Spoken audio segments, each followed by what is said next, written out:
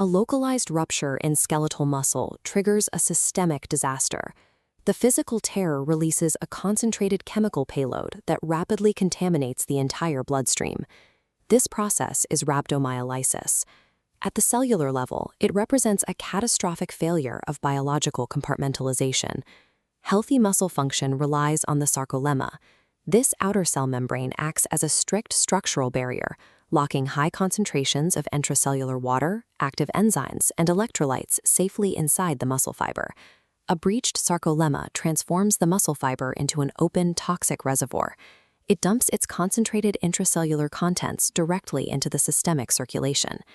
This systemic effects diagram highlights the results of that contamination: profound weakness, distinctive dark tea-colored urine, and the failure of the renal and cardiac systems. This pathology operates along two distinct lethal vectors.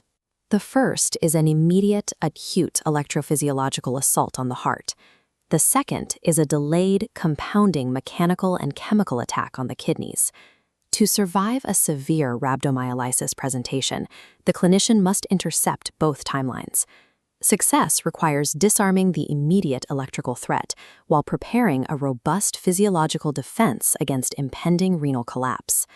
Identifying the specific clinical triggers that initiate muscle injury is the first step in intercepting the cascade. These triggers vary significantly.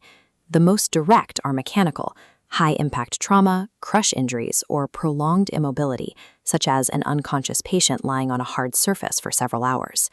Exertional and metabolic triggers also drive the injury, including extreme physical exertion or prolonged status seizures. Environmental and toxic mechanisms include severe hyperthermia, high-voltage electrical injuries, and illicit drug toxicity. While a lightning strike and a narcotic overdose present differently in the field, they converge on the exact same microscopic destination. Every trigger induces the physical disruption of the sarcolemma. The cell membrane cracks open and allows the internal contents to purge outward. This structural rupture turns the skeletal muscle into a toxic reservoir that continuously bleeds intracellular contents into the vascular space. This graphic illustrates the biochemical payload pouring into the bloodstream following the breach. One component of this spill presents an immediate lethal threat: the massive reservoir of intracellular potassium. Rapid systemic hyperkalemia alters cardiac membrane excitability. Warning signs appear on the ECG as sharply peaked T waves, which then progress into a severely prolonged QRS complex. If this progressive alteration goes unchecked, the electrical rhythm degenerates into a sine wave pattern, leading to ventricular dysrhythmias and sudden cardiac arrest.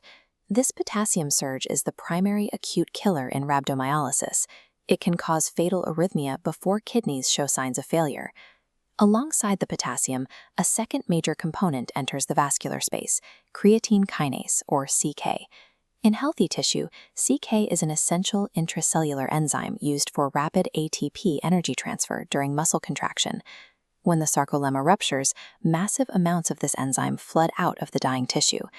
Clinicians use this massive CK elevation as the premier diagnostic marker. The concentration allows them to quantify the magnitude of muscle destruction and predict the risk of acute kidney injury. While CK provides the definitive proof of the breach, the lethal potassium wave requires the clinician's absolute immediate intervention. Once the electrical threat is managed, the patient must survive a secondary crisis targeting the renal system. This threat is driven by myoglobin, a heme oxygen-binding protein normally contained entirely within the muscle cell. As the kidney toxicity sequence shows, myoglobin enters systemic circulation and is swept directly into the kidneys for filtration. As the kidneys attempt to process this massive protein load, the myoglobin precipitates inside the renal tubules. This precipitation inflicts direct oxidative injury and severe mechanical blockages. Clinically, this obstruction manifests as the classic dark tea-colored urine. A second variable, metabolic acidosis, worsens this mechanical obstruction. Ischemic muscle tissue releases heavy amounts of lactic acid, which lowers both systemic and urinary pH levels. The acidic urinary environment acts as a chemical catalyst. It exacerbates the precipitation of myoglobin, cementing toxic casts tightly inside the tubules. The kidneys are then subjected to a third destructive mechanism, fluid third spacing. Damaged skeletal muscle acts as a physiological sponge, pulling massive amounts of intravascular fluid out of circulation and locking it into the dead tissue. This shift causes severe intravascular volume depletion. In a major crush injury, the shift can drive the patient into hypovolemic shock. The drop in intravascular volume reduces renal perfusion precisely when the kidneys require high pressure to clear the myoglobin blockages. The kidneys are simultaneously choked by toxic myoglobin casts, burned by acidic urine, and starved of blood flow. These three mechanisms converge to drive rapid acute kidney injury. One final electrolyte shift complicates the treatment plan: calcium. In the early phase of the breach, circulating serum calcium rushes into the damaged muscle and binds to the injured tissue. This inward shift results in systemic hypocalcemia. This drop in serum calcium exacerbates weakness, induces muscle tetany, and worsens QT prolongation on the ECG. This threat reverses during the recovery phase. The trapped calcium eventually breaks free and rebounds into the bloodstream, flipping the patient from hypocalcemia into hypercalcemia. Managing rhabdomyolysis is not a static protocol. It requires dynamic monitoring because the patient's electrolyte profile will actively invert as the pathology progresses. This complete flowchart traces the interconnected cascade from the initial mechanical trigger down to systemic organ failure. Tea-colored urine, profound weakness, and cardiac arrhythmias are the downstream evidence of a massive cellular breach. They represent the final stage of the sarcolemma's failure. This physiological timeline dictates a rigid action plan for emergency clinicians. The highest immediate priority is defending the heart. This requires early management of hyperkalemia. Clinicians use intravenous calcium to stabilize the cardiac membrane, followed by insulin, dextrose, or sodium bicarbonate to drive circulating potassium back inside the cells. In rhabdomyolysis, hyperkalemia kills first.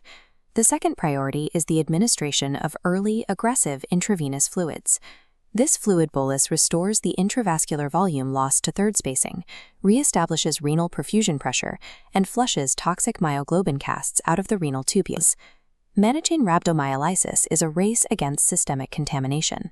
Survival depends on the clinician's ability to recognize the sarcolemma breach and immediately mount a physiological defense before the cascade becomes irreversible.